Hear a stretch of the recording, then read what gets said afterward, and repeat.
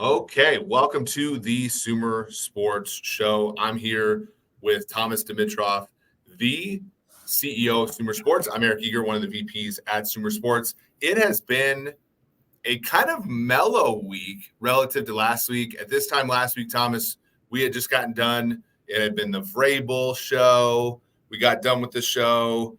Nick Saban retired. Then Bill Belichick was on his way out. Of New England. Of course, then we had the weekend of games. We're going to talk about that in a little bit, where, Mike McCarthy and the Dallas Cowboys, they bowed out at the hands of the Green Bay Packers. And then on Monday, Tampa Bay, Todd Bowles' Bucs, they go and they upset at home the Philadelphia Eagles, Nick Sirianni, leaving us with some questions. Thomas, a whirlwind of a weekend, but it kind of a tame. We haven't had any hirings really over the last few days. What's your take right now? I agree with you, kind of tame, but remember, Sumer Scout and all of our scouting staff, the pro scouting staff has been here, and we're working on free agents, going through our free agency meetings for the last 3 days intensely. So while you've been just partying, kicking back there, looking at, the world of numbers and doing some coding or whatever else you're doing when you roll up your sleeves to help out your group, which I think is great, even for a VP of your stature. We were rocking and rolling. Like, look, this business is just starting to fly with all of our opportunities to put together this Sumer scouting system, which is a combination of probably 2,300 pro grades, subjective grades, and reports, along with the objective side of what we're doing in Sumer, as well as the top 800 draft players, right? That's a big deal for us. We're excited about it, and that's what we've been working on, just so you know. Make sure that we're out there talking about that a little bit too. Yeah, it's so much fun to come out of my office, and just kind of listen to you guys. I've been watching football and playing football and modeling football kind of my whole life, but it's always cool to kind of listen to you and your contemporaries talk and scout players and sort of talk about what you're looking for in players. It always kind of gives me an idea of what I should be looking for sort of in a player. We have colleagues in here. People forget it is my 38th birthday today. Udit and I'm wearing a shirt to match. We have Whale Capper, one of my good friends, Drew Dinsick, and some others here. So Thomas, you're getting me here on as I age a little older. I have noticed a little bit that I have gotten a few more grays in my beard today. I don't know if that came just because of today, but it is one of the reasons, Thomas, that I'm no longer a Vikings fan is they did lose the conference championship game on my birthday 3 times as a kid. And somebody tweeted out today that they did lose to your Falcons on my 13th birthday in the NFC championship game all those years ago. I always remember that. It's 25th anniversary today of that game. Look, I want to interject here. Udit, my brother, you do great work for us. Part of us doing our work together is making sure that you give me a little heads up, like, Thomas, don't be a dumbass and wish our guy here a birthday. That would have been really cool, brotherly teammate thing. So just so you know, next time it might be helpful. But this goes back to, remember, Udit, when we were talking about Champ Kelly and my guy here, birthday boy, let me spiel on for 4 times mentioning Champ Bailey. And then he finally let me catch myself. So, well, I played that in though because you were in Boulder, you were in Colorado, so you were Champ Bailey. You were feeling you were feeling it there. Look, when you get the only reason everybody knows it's my birthday is because Sean tweeted out, and people, JJ Watt is on this other podcast. I would say, maybe the second most popular podcast behind the hours right now, the Pat McAfee Show. He's on right now talking crap about PFF. Sean Clement tweeted out a picture, the drawn picture of me in that book about PFF. Wished me a happy birthday on Twitter. That's why everybody knows it's my birthday. No one else. I'm not one to go advertise that I'm getting older every single day. So you wouldn't have known otherwise, and I would not have advertised that to you otherwise. But you came in here thank you for all the nice people in there. You came in here this morning, 16 degrees in the ATL, like literally, it's not ever in the teens or rarely, and you stroll in with that shirt on, no jacket. You probably even wanted to wear shorts, but like you are full on Midwesty. And I know it's time to move on to football, but I was trying to make it real a little bit here. It is I'm very much a Midwestern guy. And I don't even, I was, even in Detroit last week where it was cold, I don't even know if I own a jacket anymore. And I didn't have one last week, which was, I had to buy a hat when I got into the stadium. So now I have this Detroit Lions hat. I don't know what to do with it now. Because I don't wear warm clothes all that often. But let's talk about a game that happened that Sunday where the Packers with Jordan Love, a team that you and I have talked about it briefly, a bunch of times this year because of kind of their ascension, right? They kind of started out a team with not that many expectations. I think their market win total was around 7.5. Not that many people expected much out of them. They went into Dallas. They got it to a 27-0 lead, right? Dak Prescott threw a couple interceptions, but Jordan Love was terrific. Dallas kind of made a game of it at the end. They only lost by 16. Dak Prescott, threw for a bunch of yards. A lot of people were sort of, making jokes that he was going to get fired and, Bill Belichick was going to turn the plane around from Atlanta, all this kind of stuff. I know. And that's not funny. We don't want to make fun of, we don't want to, do that. Right. And I think that, a lot of people are now looking and asking questions about Dan Quinn and Mike McCarthy. And I think we take a step back and say, this is the first team in NFL history, Thomas, that has won 3 straight years of 12 wins or more that has not made a conference championship game. And so a math guy like me says, well, it's pretty damn impressive to win 12 or more games 3 years in a row, right? That's a really impressive feat. Obviously, when you're Jerry Jones and you want to win Super Bowls, you haven't won one since 1995, that might not be thought as good enough.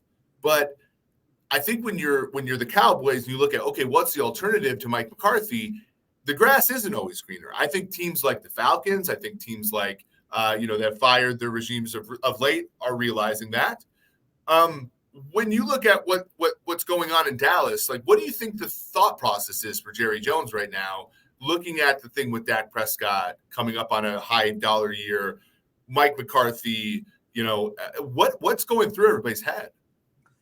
Let's call it the way it is. And I said that it wasn't necessarily what I wanted to do and talk a whole bunch about Bill Belichick today for no other reason, because, I could go on and rave about the fact that this league and the opportunity to acquire coaches that will never, ever be available again, or the quality of a coach may never be available again in a situation like this, has teams like that.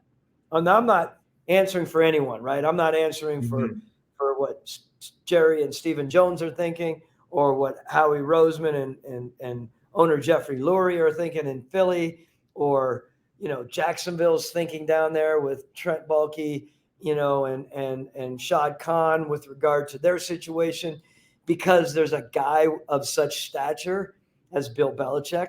There's a guy with, other stature. I'm not saying it's equal stature, but a college coach who is a hell of a football coach who's available. Another pro coach, obviously we're talking about Harbaugh and Jim. And then we're also talking about a guy that I have a great deal of respect for, Dan Quinn. And then we also have, you're sitting there with Mike Vrabel out there. It's unbelievable, the bevy of coaches out there. So back to Bill. In these teams that aren't even available yet, you don't think that they are in their boardroom right now saying, my God, first of all, what if we did this? We talk about scenario building all the time, right? It's part of what we're doing.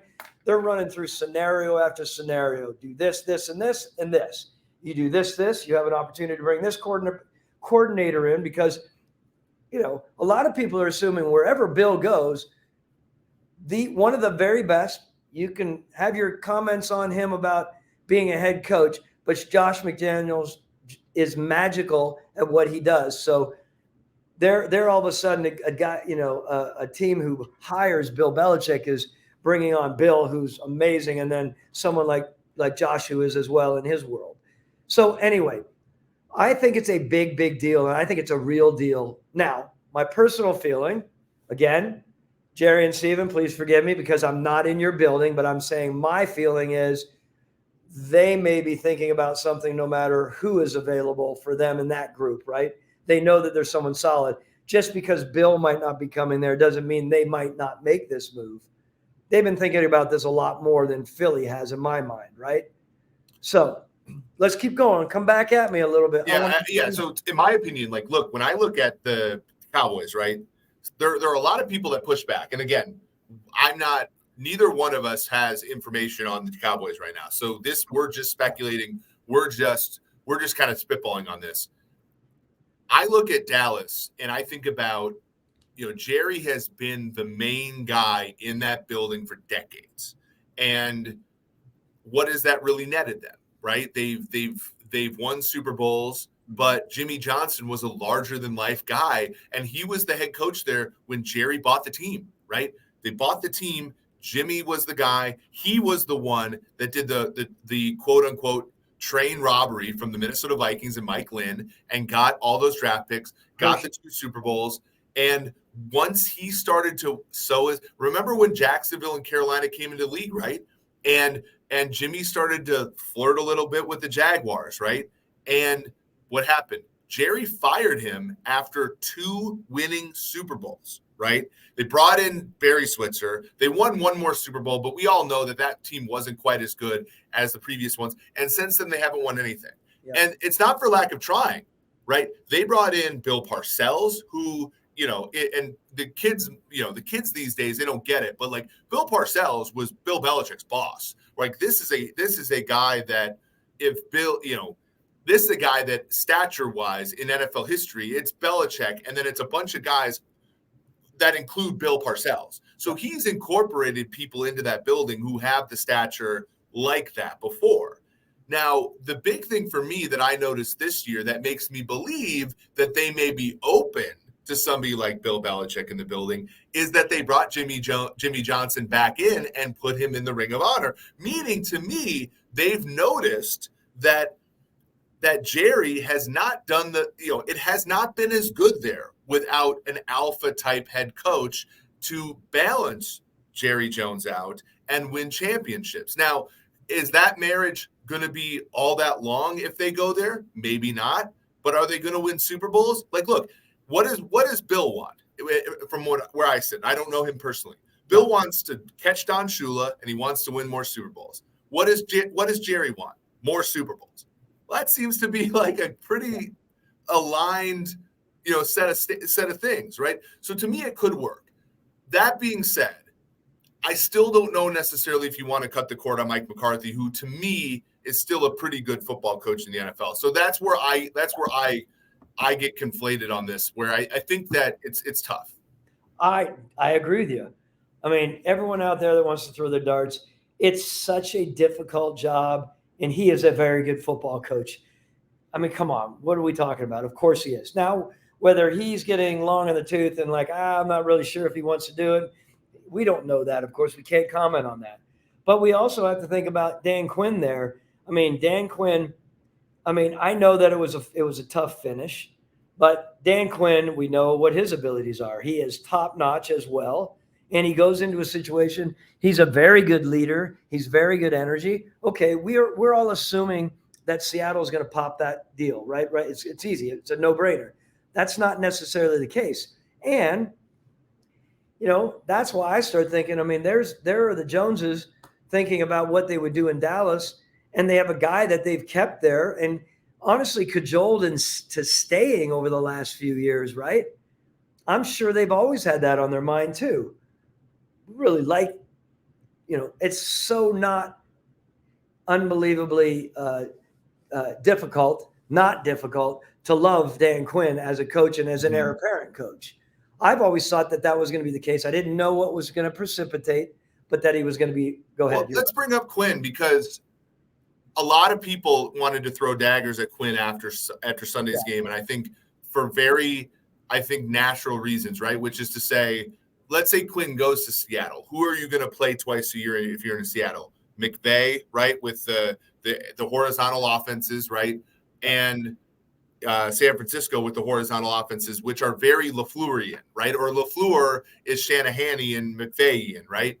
And so, and I think of, if you're in Seattle and you're saying, okay, we're going to bring Dan Quinn, and Dan, people don't give him this much credit, but Dan was very much a cover 3, Legion of Boom, rush the passer with 4, covered, play coverage guy when he was in Seattle, and then when he was with you in Atlanta.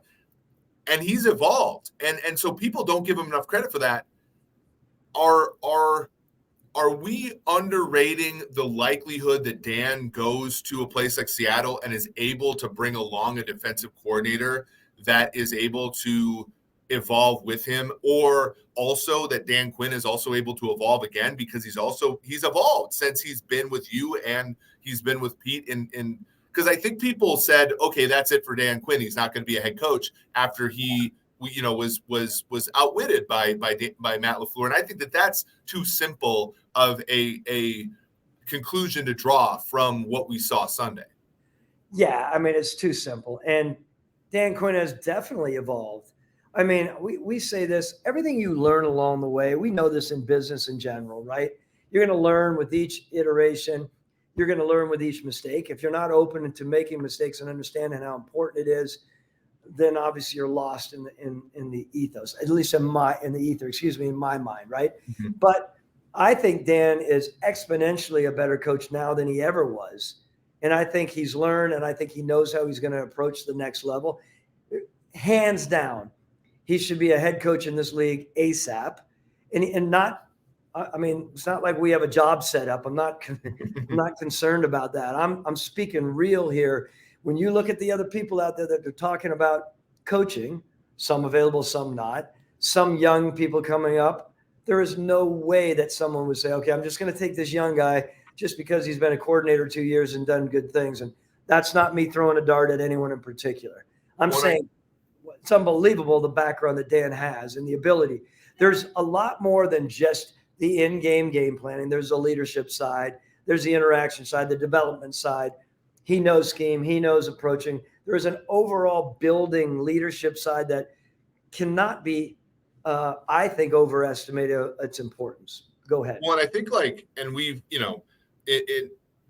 I think what's cool is, you have some first-time head coaches, McVay and Shanahan, who are brilliant, right? When you talk about their way that they call plays and stuff. But we saw with McVay on Sunday night against Detroit, some of that in-game decision-making is still, they were left without timeouts because Sean McVay still doesn't really understand that a delay a game is preferable to giving up a timeout, right? And you've seen some older candidates like Todd Bowles, who, he had his turn at the plate as a head coach of the Jets. It didn't work. Now he's with Tampa Bay. A lot of people, especially in my community, I'm former bettor, a lot of bettors, a lot of people, in the analytics, they think Todd Bowles has made a lot of progress in in-game decision-making. And it's not like you don't need to know that much football to understand some of those things. And you've seen Dan Quinn could go somewhere, right? And take the leadership things he's learned, take the defenses, and then just call Sumer Sports and be like, hey, can I get a couple of your, and skill up there. And now all of a sudden he's that's a win you can add to your team if you go from being bottom half of the league to top half of the league. And now all of a sudden we're not talking about these things anymore vis-a-vis Dan Quinn. A bit of a protraction here.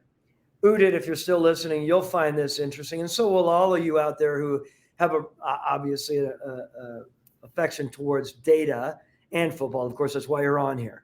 So I won't mention the name, but it's not just been one. It's been 3 and 4 and 5 coaches who are out there that are interested in knowing more about data. This is exciting. That's why I said Udit. Mm-hmm. Exciting for you to know that more and more of these coaches are out there. Hey, I'm interviewing for this job. I need to tap in and really start realizing what I need to know about data as it evolves, so that if I ever get a head job, I'm able to say, look, I am not well versed in data as much as I should be. However, I'm interested in it. I'm open to it, and we are going to evolve with it. And Sumer Sports is going to be a really important part of that, Eric, going forward.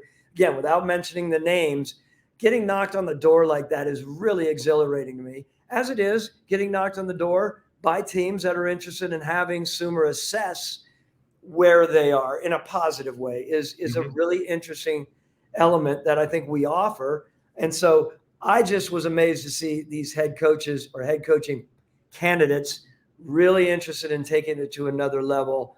Anyhow, that's my protraction. Yeah, no, I agree, and it's really nice for us as well, because I'm just, I'm really happy to see, guys who I really respect at, like, there's just a lot of coaches that I know football at such a deep level that I don't, right? Like, and they know the things about how the one tech plays this run fit, and yet I, who don't know any of that stuff, understand how, to manage the clock at the end of the game. And it's like, this is worth 5% sometimes, this is worth 1%. Like, let me help you with the 5% sometimes. And so, I'm really, by the way, Tej, congratulations to your Lions. I think us at Sumer, we really can help these coaches. And then now, what I really like, and the same thing I can say to general manager, as well, as like, let that stuff get taken care of, so you can apply how brilliant you are to adjust, to evolving in your craft, and the things the reason that you've gotten there, why, you're not getting this, a guy like Dan Quinn, for example, is not getting the interview in Seattle, for example, because he's great at the numbers. He's getting that interview because he can call a defense. And like, let's focus on that, and let's let him learn that other side in a different format. You know what I'm saying? And like, I feel like that's a good way to go about it. It's a good way to go about it. And again, this comes back to, I was talking to a head coach, former head coach, and a current head coach, who are perplexed that more of these young coaches who are moving through the ranks, who have great upside, aren't understanding how they can differentiate by, right now, especially this time of year, instead of, I'll be careful how I say this, but instead of, like, messing around doing stuff that they shouldn't be doing or wasting time, that they could be doing some professional development in order to differentiate themselves. And the best way to do that, not necessarily is just to sit down and game plan, just like I would say that to the general managers. It's learning more about how they can apply data, to their roster optimization, to their game planning, their in-game, whatever it may be.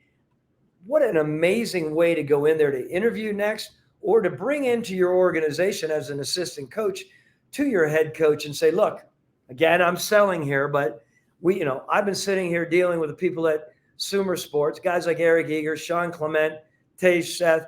I mean, brilliant people who, of course, they're not claiming to be of the same understanding of football, but they can carry over a lot of really important, sort of academic approach that is only going to make this potential coach that much better. And he's going to bring to the table this open idea that there is more out there that they can tap into to be better, to be more consistent, to be more academically sound, in my mind, in their approach. I think it's a no-brainer. Differentiate. We always say that. Yeah, for sure. And evolve. I mean, the fact is this game is going to change, and what, what is, what's good enough, 10 years ago is going to change, and you have to adapt. And I think that, what Bill, for example, with Belichick, for example, and it always comes back to him.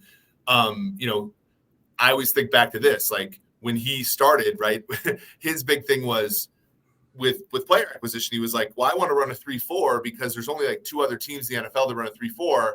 And so I can acquire one of the most important players in a 3-4, the nose tackle, because there's only two other teams that are competing for me for Ted Washington.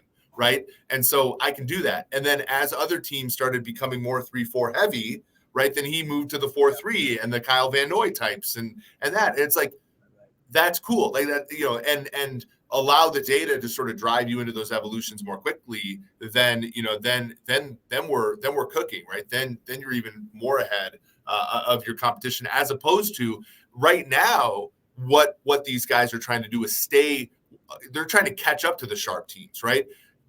Catch up to the sharp teams. Like use analytics to catch up to the sharp teams. But what we really want you to do is use us to get ahead of them, right? So that you have an edge, so that you can win your own way and win moving forward.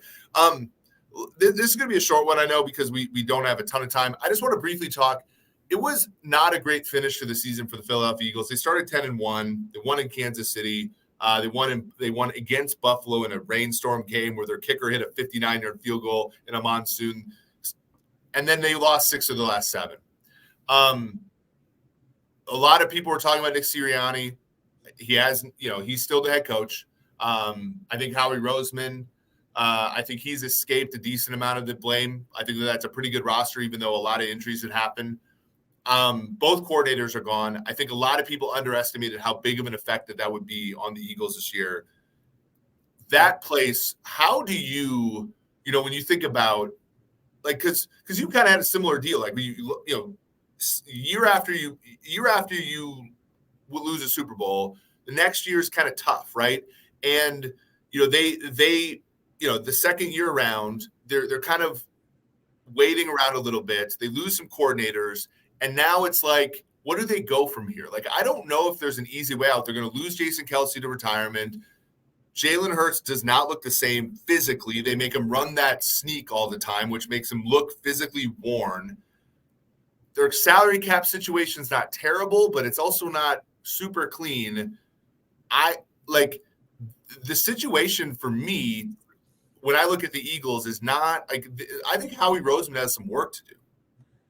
Yes, has work to do, and one of the very best out there. So you can count on him getting very creative with how he's going to do this, and you know that he's gonna pull all punches, or sorry, not pull any punches, and pull all, or whatever the line is. What is it? No stops, pulled, whatever it is. I'm trying to say, he's going to be looking at it from a lot of different directions. By the way, and everyone else out there knows, one of the most sort of I would say analytically sound organizations. So they're going to be doing their job and their work on it. Okay. I just wanted to start with that. And then I'd say, look, the decision that he might make, let's talk about this. What do you think precipitates this discussion and or precipitates Howie making a legit move by removing Nick Sirianni from his position? Is it because of the downfall? Like, what is that bad? People are talking about the changes of coordinators and whose fault it was and who really wanted that to happen. What's out there in the media, first of all, on that? Just educate me a minute. Well, I think people look at that roster and they say this is a well put together roster. And so people are pretty upset that they took Sean Desai, who is the defensive coordinator, and then when they took him out and put Matt Patricia, they couldn't stop anything, right? They couldn't stop the Giants with Tyrod Taylor. They couldn't stop the Cardinals with Kyler Murray. They couldn't stop the Bucs with your favorite quarterback, Baker Mayfield. They couldn't stop anybody, right? And so they're looking at that and saying that that's like a fundamental breakdown in leadership at the head coaching position, right? And so they're looking at that and saying, okay, if it's not his fault, then whose fault, right? And then they're looking at, play calling on the offensive side of the ball with Thomas Brown, and they're saying, Thomas Brown's getting head coaching looks, but why isn't the offense operating at the efficiency that it was last season? Why is A.J. Brown taking all the Eagles stuff off of Instagram? Leadership, like they're looking at him and he's yelling at Kansas City's crowd on the way out of beating them in a regular season game after you lost to them in the Super Bowl with a 10-point lead. Like, I think that there are questions about, is he just a front runner, right? Is he able to be a rah guy when you're winning? And is he a curl up guy when you're losing? Like, I think there's a lot of questions about him, and they're looking at Howie, who has a really good track record. They're also looking at Shane Steichen, who took a Colts team that doesn't have a great roster, Thomas, and they were one play away from winning that division against a good Texans team that won a playoff game. And then they look at Arizona with that had the worst roster in football that was pretty competitive all year, right, with Gannon. And they're saying, like, what do you do here, right? Because everybody else seems to be pretty good. Yeah. And you're kind of making – and every kind of key decision you've made has kind of flopped.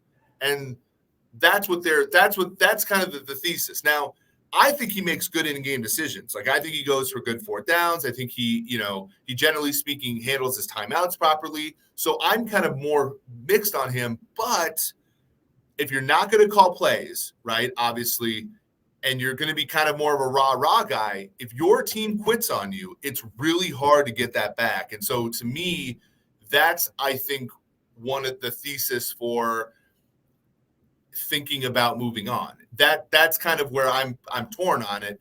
And this is the other part where I'm torn on, is the Luries have money, right? And they're willing to spend.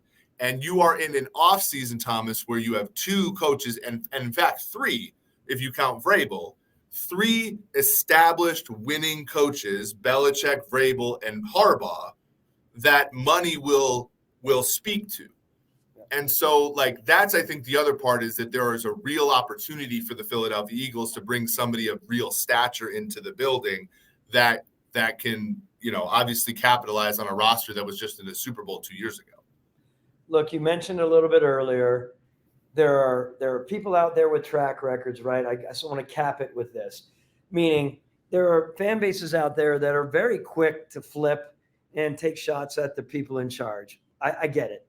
Been there. We all are either on the hot seat or not on the hot seat because you won a Super Bowl, right? The easiest way to not be on the hot seat is by winning a Super Bowl. During those in-between times, there are some really good football people out there that you, as a fan base, and I think media as well, like, have to give them credit when they have a track record of doing the right things. Howie just didn't become a dumbass. That's ridiculous. I mean, Howie is regarded as one of the very best out there. He pushes it. He has the right people around him, meaning he pushes ideas, he pushes thoughts, he pushes the money situation. He's going to think about it in the right way. He's got the right football people around him on the evaluation side, and they need to just move forward. What I'm saying is, just because this didn't work out this year, yeah, it's an organizational. You have to take it as an organizational blame. But all you Philadelphia people, you were damn blessed to have a guy like Howie running that show there, and having a guy like Jeffrey Lurie who could easily abort missions, but they don't. And so, again, this is not just about backing up those guys. It's the reality. There are other teams out there that have some horses' asses at the helm, and we won't get into that right now. Yeah, I like the fact. I mean, and I do and I don't, right? I like the fact that there are ownership groups and there are general managers that will stop at nothing to bring a team a championship.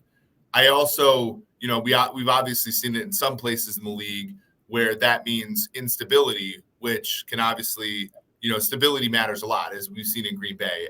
And we saw that they're a shining light, year in and year out, right? Gutekunst kind of held the line for years and years and years. And we're seeing why not folding, to Aaron Rodgers every whim has, kept them in contention even amidst tough times. So it's a true balancing act, and I think that's one of the reasons why both Dallas and Philadelphia haven't made moves yet, and we're still to Wednesday after tough playoff losses for both teams. So this has been fun, Thomas. It's been again 38 years old. I can't think of a better way to spend my birthday than to talk football with you. I've gotten to talk football with you all day. I've gotten to watch scouts, scout players.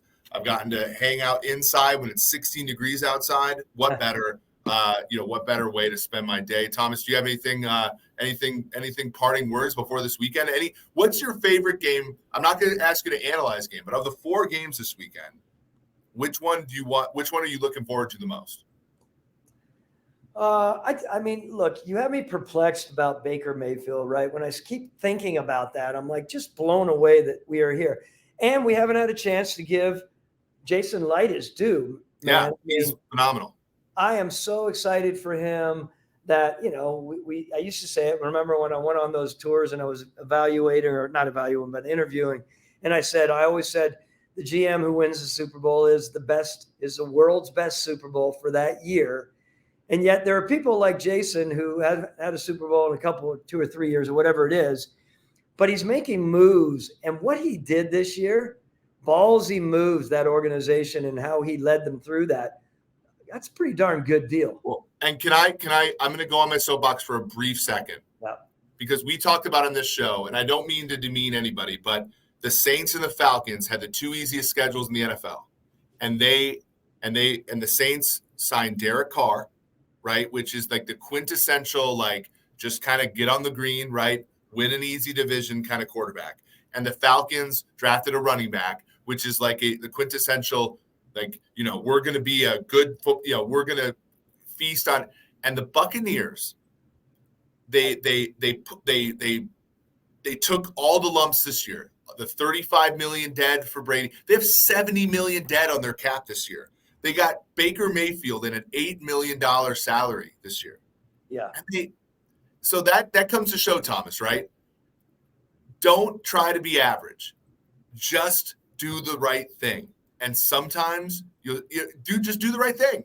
Just do the right thing. Because if you try to be average, you most of the time are going to fail anyway, right? So just do the right thing. And Jason Wright did the right thing. I'm going to call him Jason Wright from now on. Jason Wright did the right thing. Jason Wright. That's good. He did the right thing. And he said, the party's over on this old roster. I'm gonna cut bait on a lot of these older players. I'm gonna take the dead money. I'm gonna draft player. I'm gonna draft Logan Hall, Kalijah Cansey. I'm gonna make solid moves, right? And I'm gonna get a quarterback in here who may suck. He may not, right? I'm gonna get a coordinator here, Dave Canales, who's done a good job with some mid guys, some Geno Smiths and all this stuff. And they went 9-8, which is fine. And it's good enough to beat teams that are trying to be average, like the Falcons and the Falcons and the Saints. And now they're in the divisional round. They're 1 win away against Detroit from making the conference championship game with Baker Mayfield. Incredible. And look, and so we're talking about Jason Wright, light. Now we're also talking about Todd Bowles. I mean, they were talking about removing him from his job, mid-season or whenever it was. I again, you might have said that earlier. I'm like blown away by his resilience. We talk about that, right? It is a part of a coach that is so important. And I'm really happy for him as well. Yeah, for sure. And I think Bowles, there was some discussion, and I think it's unequivocal that he saved his job. And I think, it's unequivocal that Baker Mayfield probably earned a second contract with the Bucs. We'll see how that works out. It generally doesn't, right, when you pay a midliner or quarterback like that. But that doesn't mean they can't have fun now. So this has been great. Thank you all for showing up. Thank you all for the kind words today. Hit the like button, hit the subscribe button, tell somebody that you love about this show so that we can get some more listeners. We will continue to have this show as needed throughout the off season. Make sure that on Tuesdays you listen to Stats and Schemes with Sean Syed and Tage Seth. For Thomas Dimitroff, for Eric Eager, this has been the Sumer Sports Show.